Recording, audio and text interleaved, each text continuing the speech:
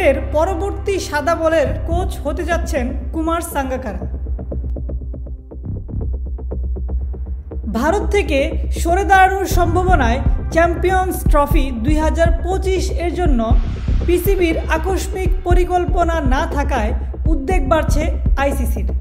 IPL 2025 এর জন্য বিসিসিআইয়ের agenda, খেলোয়াড় ঋণ এবং ইম্প্যাক্ট প্লেয়ার নিয়ম পর্যালোচনার অধীনে।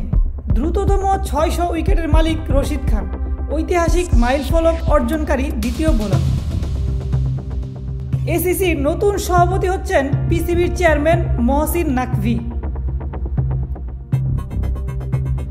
সরফরাজ আহমেদের পরামর্শে জানালেন পাকিস্তান অনূর্ধ্ব-19 দলের অধিনায়ক সাদ বেগ। নারী টি-20 র্যাঙ্কিংয়ে পাকিস্তানের খেলোয়াড়দের ক্যারিয়ারের সর্বোচ্চ রেটিং। বিশ্ব টেস্ট চ্যাম্পিয়নশিপ স্ট্যান্ডিং আপডেট, ফাইনালে পাকিস্তানের যাত্রা। পাকিস্তান ক্রিকেট বোর্ডে শীর্ষস্থান পাচ্ছেন ওয়াকার ইউনুস। ভারতের বিপক্ষে ম্যাচে ওয়ানিন্দু হাসারাঙ্গার মনোভাবের সমালোচনা করলেন কামরান আকমল।